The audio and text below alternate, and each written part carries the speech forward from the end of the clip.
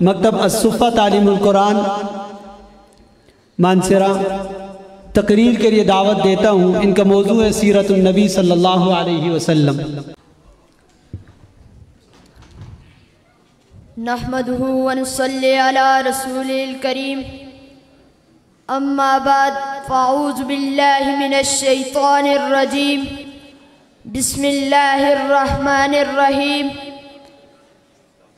مشکل تھے راستے آسان ہو گئے، مشکل تھے راستے آسان ہو گئے، دشمن بھی دیکھ کر حیران رہ گئے۔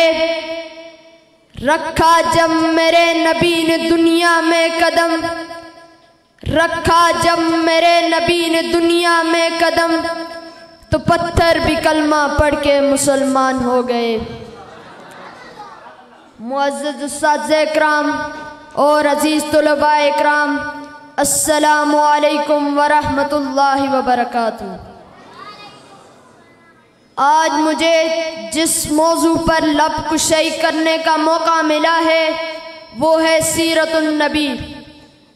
نگاہ عشق مستی میں وہی اول وہی آخر، نگاہ عشق مستی میں وہی اول وہی آخر، وہی قرآن وہی فرقان وہی یاسین وہی طٰہٰ۔ محترم سامعین، جب مجھے سیرت النبی کا موضوع ملا، دل کھلا، دماغ سوچوں کا مرکز بن گیا، جسم کا ٹکڑا ٹکڑا تازہ لہو کی طرح تھم گیا کہ مجھے سیرت النبی پر کہنا ہے۔ محترم سامعین، جب میں سیرت النبی کی بات کرتا ہوں تو مجھے طائف کی وادی میں پتھر کھا کر بھی ہدایت کی دعا مانگنے والے نظر آتے ہیں۔ جب میں سیرت النبی کی بات کرتا ہوں تو مجھے مکہ میں عام معافی کا اعلان کرنے والے خیر البشر نظر آتے ہیں۔ جب میں سیرت النبی کی بات کرتا ہوں تو مجھے آمنہ کے لال بھوکے پیاسے لا الہ الا اللہ کی صدا دیتے نظر آتے ہیں۔ میں اس نبی کی شان کی کیا بات کروں، وہ نبیوں میں رحمت لقب پانے والے، وہ نبیوں میں رحمت لقب پانے والے، مرادیں غریبوں کی برلانے والے، مصیبت میں غیروں کے کام آنے والے، مصیبت میں غیروں کے کام آنے والے، وہ اپنے پرائے کا غم کھانے والے۔ محترم سامعین، آج کل کے دنیا والے کسی کی ذہانت پر ناز کرتے ہیں تو کسی کی امانت کی بات کرتے ہیں، تو کسی کی صحابت پر ناز کرتے ہیں، تو کسی کی شجاعت پر ناز کرتے ہیں۔ تو میں کیوں نہ اس نبی پر ناز نہ کروں جس میں یہ ساری خصوصیات پائی جاتی ہیں۔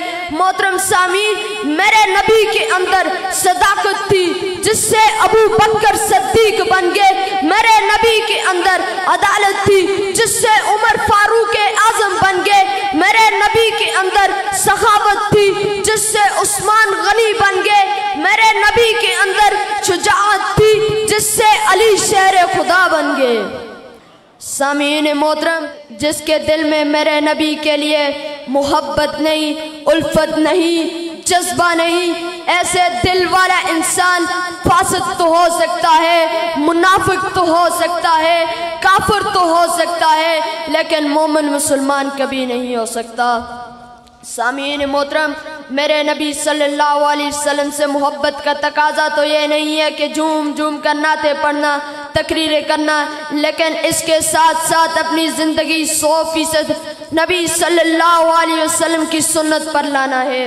میں اپنی تقریر کا اختتام اس شعر سے کرنا چاہوں گا کہ محمد سے وفا تو نے تو ہم تیرے ہیں، کہ محمد سے وفا تو نے تو ہم تیرے ہیں، یہ جہاں چیز ہے کیا لوح قلم تیرے ہیں۔ وآخر دعوانا